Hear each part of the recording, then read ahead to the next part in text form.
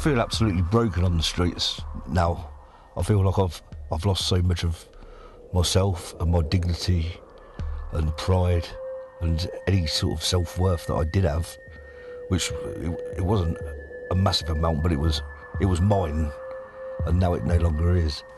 Constantly on the go, from the moment you open your eyes, if you had any sleep, and until you feel safe enough to fall asleep. Yeah, I slept here for 8 months. Sometimes wake up with frost on your face, on your eyebrows. Sometimes you just daren't go, it was so cold you daren't even go to sleep and just walk around town to keep yourself warm. I had a fairly reasonable, well, a nice childhood, I would say. My dad was a very strict man. I believe he was fair. Sort of later teenage years were a bit of a blank. I met a girl that I married when I was 23, which only lasted about a year. I maintained a job, or tried to, but it's very tiring. Two of us, we had our own office.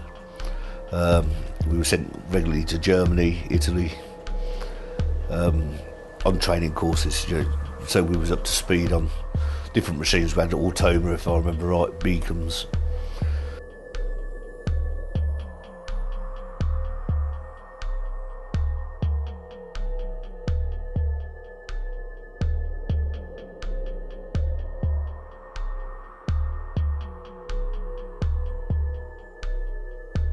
Realise actually there are significant numbers of people who are vulnerable, on the edge of homelessness, falling into homelessness, falling into abuse, falling into mental health issues, and that they're there and that actually they're all around us. You know, they've fallen out of favour with something or someone somewhere, they're on the streets, but actually they usually look better dressed and smartly and more smart than me, but you would walk past them, you would not know them, you'd not see them, you'd not recognise them, you wouldn't think that they were homeless.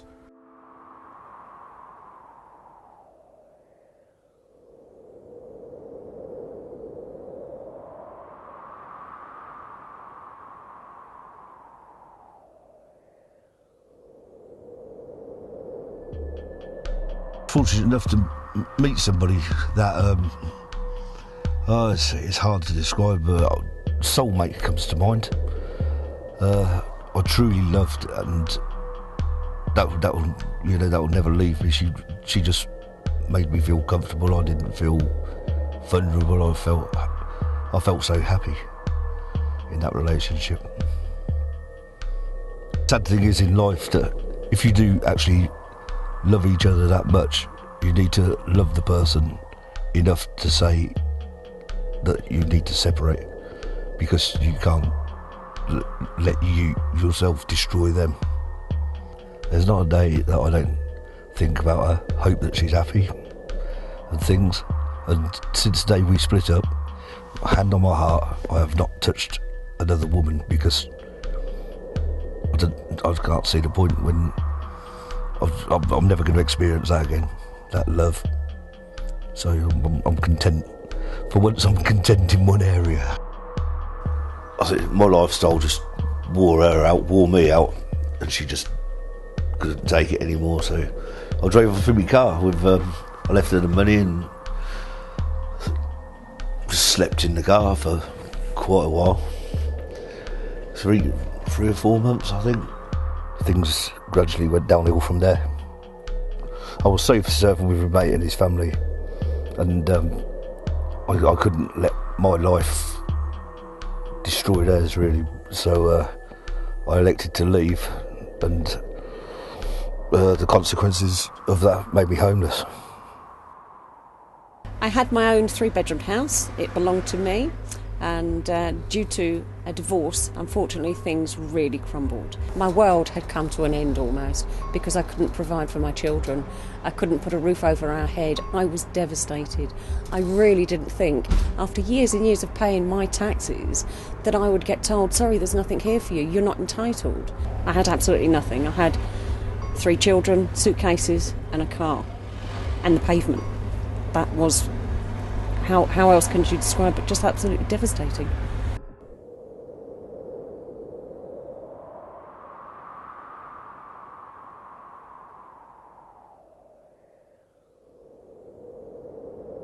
And so, you know, food poverty, fuel poverty, poverty of friendship, of relationship, poverty of mind, heart and spirit, really. It's just, people are just down and, you know, struggling in so many areas.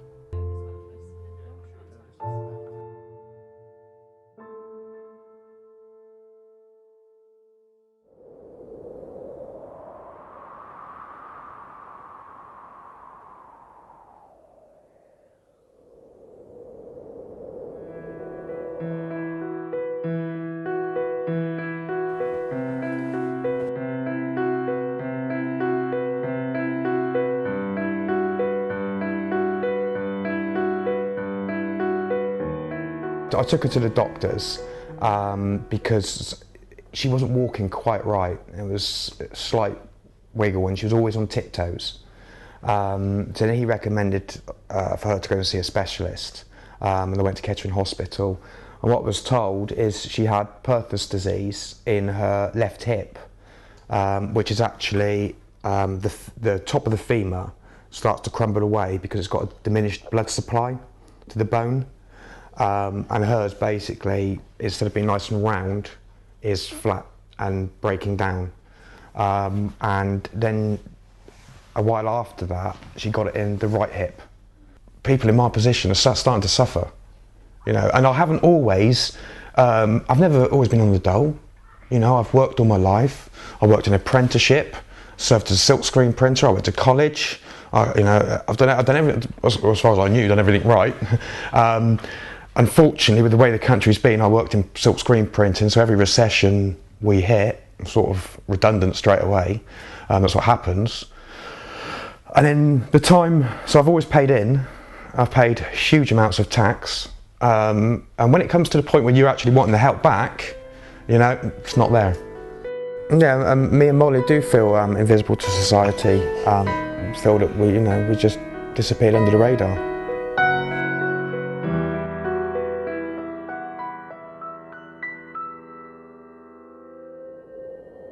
It starts in the morning before the world gets up, and we have to go round searching all the bins and bits that people wouldn't even consider looking in to find basically the food to survive on. And then again at night when the world's gone back to sleep again, every day of the week. I almost feel when I'm telling you this that I'm lying, because nobody would believe it, but certain places we go for food that have realised that we're doing it now cover their scraps in bleach or have a security guard to watch over their rubbish because it's looking after homeless people. Crazy. When we're on the street, we kind of like birds of prey, I think, because you're checking the floor for change, money, fags, long butts, things, you're checking people. You kind of learn how to spot people that possibly lend you some money and things, and you're just so aware and awake, and just you've got to be on your guard all the time, and that doesn't stop till the end of the day. Being homeless, the one thing that I've noticed is that if you have pride or any morals, then you'll die on the street. You really need to adjust very fast. We're invisible to society, and I could tell you an absolute perfect example of it. We've just walked here into this church, and there's an elderly gentleman laying there. How the hell can we see him, and a million people walking down one of the busiest roads who can't? Is that why there's no help?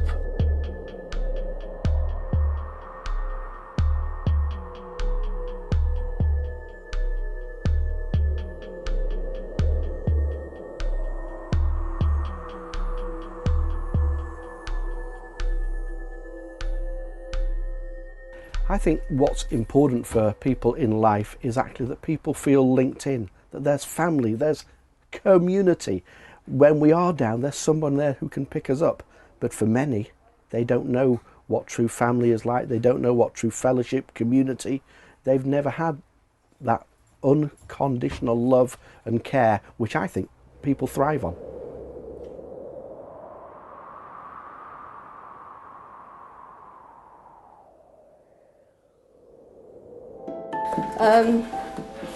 Stuff does get on top of me, like on money wise and that, because you don't usually get enough money to do stuff with the kids, so you have to save up so much to do stuff with them, so it's quite not good really. It's so hard, especially with the kids, and because there's not a lot here to do around here. They do usually go to Messy Play at Short Start. They usually, because Tony goes to nursery, but for Molly, she's 2, but we're trying to get her into like this a 2-year-old like little play group for now until she goes to nursery, but there's nowhere that will fund us to go to it, because there is one in Northamptonshire, but there'd be no one helping to fund for it. It's really, really hard because Tony's got a late learning development, so we're trying to get some help for him because he keeps on headbutting his head if he gets in a strop. He doesn't like people saying no to him because he goes off and screams and shouts. No. But it's just trying to get the help that he needs so I can like help him here.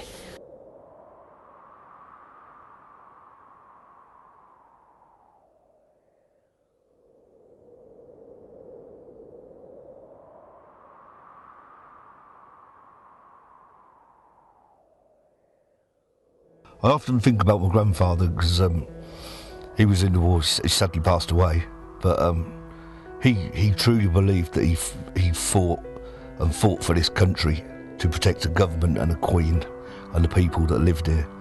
And would he, knowing that his grandson is homeless on the street, still choose to fight for a government and a Queen that chooses not to acknowledge me?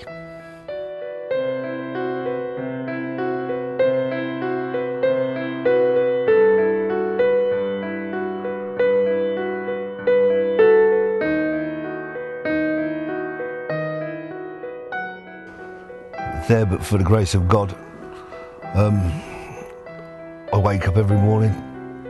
I still appreciate a blue sky. I still appreciate sunshine.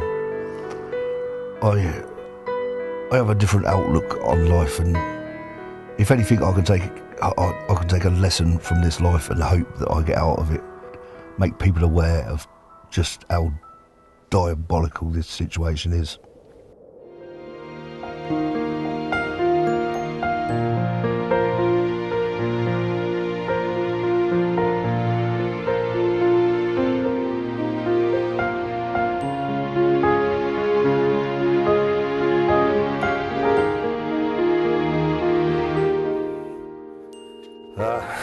Every time I get these keys out of my pocket, I still can't believe it. I cherish these more than a lot of things in my life. Thank you, Spire. You give me a sanctuary.